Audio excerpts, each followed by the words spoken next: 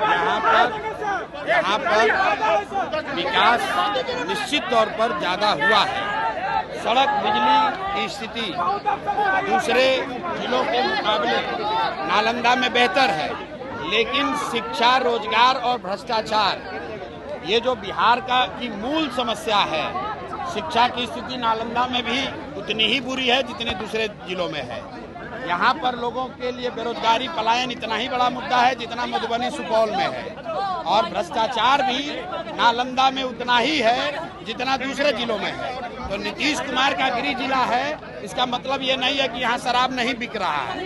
इसका मतलब ये नहीं है कि यहाँ पुलिस में, थाना में, पंचायत में लोग घूस नहीं ले रहे हैं।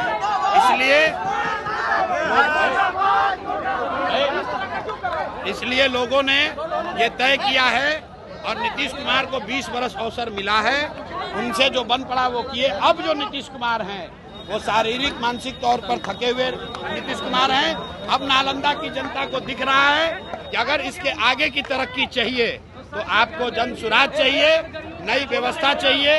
वो व्यवस्था चाहिए जिसमें सड़क, बिजली से आगे लोगों के बच्चों के पढ़ाई और रोजगार की गारंटी हो। इसलिए लोगों को जन सुराज चाहिए।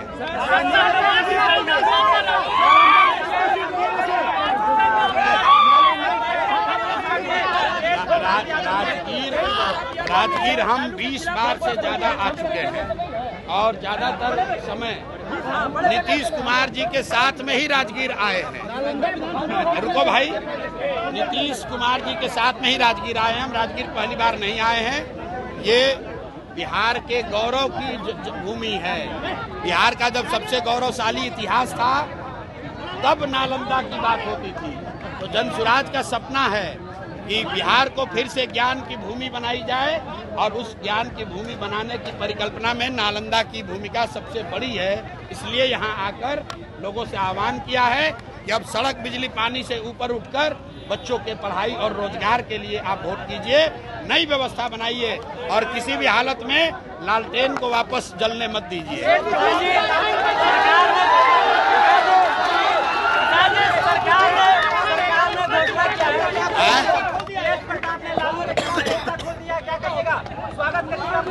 भाई ऐसा है, मैं हमेशा कहता हूँ लोगों के प्राइवेट जिंदगी में, उनके परिवार में क्या हो रहा है ये मेरा विषय नहीं है। लालू जी के परिवार के सदस्यों में एक मत्ता हो या झगड़ा हो, उससे हम लोग को कोई मतलब नहीं है। बिहार के बच्चों के लिए पढ़ाई कैसे हो ये मुद्दा है, यहाँ रोजगार कैसे हो ये मुद्दा है, पलायन बंद कैसे हो ये मुद्दा है, बाढ़ की समस्या कैसे खत्म हो ये मुद्दा है। लालू यादव के परिवार के बच्चे आपस में लड़ रहे हैं या दोस्ती कर रहे हैं, उससे हम लोग को कोई लेना देना नहीं। प्रधान जी, सरकार ने घोषणा किया है कि वकीलों को हर महीने 5,000 रुपया देगी।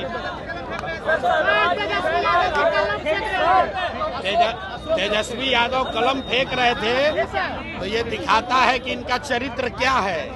मैं हमेशा कहता हूँ कि शेर बूढ़ा भी हो जाएगा तो वो घास नहीं खाएगा, मांस ही खाएगा। तो ये राजद का जो कैरेक्टर है, ये कट्टा वाला पार्टी है। ये अपहरण, रंगदारी, गुंडागर्दी वाली पार्टी है। हम लोग बिहार के बच्चे, युवा पेपर को, कलम को हम लोग सरस्वती मानते हैं, उसकी पूजा करते हैं।